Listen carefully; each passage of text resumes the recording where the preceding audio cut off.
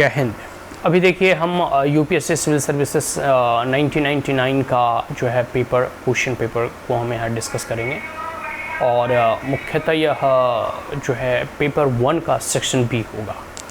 Section B का question number 1 है। इस क्वेश्चन के अंतर्गत 4 प्रश्न हैं। इन 4 प्रश्नों में किन्हीं 3 प्रश्नों के उत्तर देने हैं 200 शब्दों की शब्द सीमा के अंतर्गत। ठीक है। Comment on any 3 of the following in about 200 words etch. हमें जो है इनमें 3 प्रश्नों के उत्तर देने हैं 200 शब्दों की शब्द सीमा के अंतर्गत। ठीक है। तो क्वेश्चन नंबर 1A देखिए। ठीक है। Right to constitutional remedies.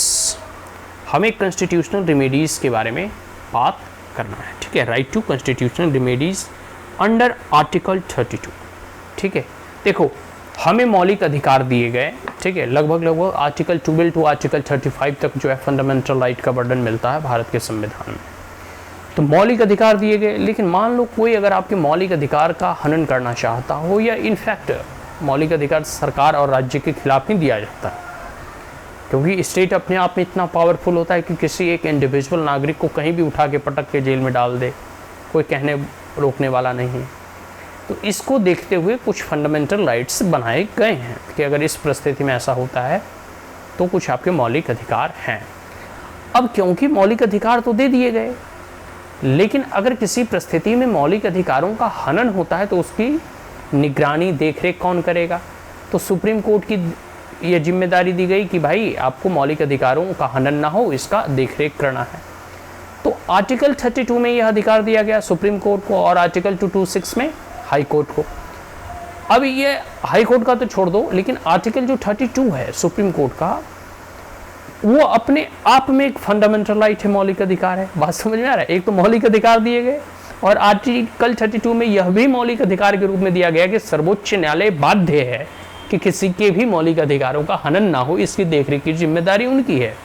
High court आपको डिनाई कर सकती है कि हम नहीं देखेंगे, जाओ क्या करोगे, but supreme court can not deny. ठीक है, वो नहीं डिनाई कर सकती ये चीज है। तो right to constitutional remedies under article 32 of the Indian constitution and the application of the principle of res judicata, पूर्व न्याय। ठीक है। तो एक पूर्व न्याय का सिद्धांत है, वही अनुच्छेद 32 के अंतर्गत लागू होता है, जिसके अंतर्गत अनुच्छेद 32 वह मौलिक अधिकारों के अंतर्गत ही सम्मिलित किया गया है।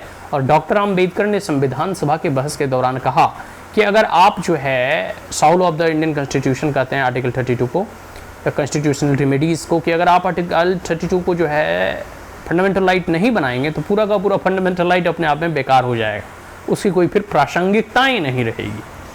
ठीक है, ये हो गया 1A हो जाएगा। 1B देखो आप, ideas of Gokhale and Tilak and there impact on Indian struggle of freedom. देखो गोखले जी का और लोकमान्य तिलक के जो विचार हैं, जैसे स्वदेशी वगैरह या जो भी इनके विचार हैं, उनका प्रभाव भारत के स्वतंत्रता आंदोलन में क्या पड़ा, इसके बारे में आपको लिखना है। बड़ा ही इजी क्वेश्चन है। क्वेश्चन नंबर 1C देख लो। Influence of Gandhi, Nehru and Ambedkar in the framing of the Indian constitution. Bharat संविधान के निर्माण में गांधी, नेहरू और अम्बेडकर के क्या जो है, जो एक प्रकार से कह सकते योगदान था या क्या प्रभाव था, इसके बारे में लिखना है।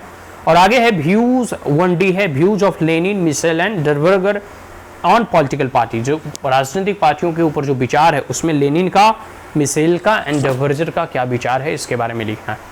ठीक है। तो ये चारों के चारों क्वेश्चन हो गए। आशा करता हूँ कि सारे के सारे क्वेश्चन समझ में आ गए होंगे। इसके कुछ अभी क्वेश्चन 6 बाकी हैं। क्वेश्चन नंबर जो है 2nd, 3rd and 4th। So all this question we are going to discuss in the next video. So that's all. Thank you. Have a great day.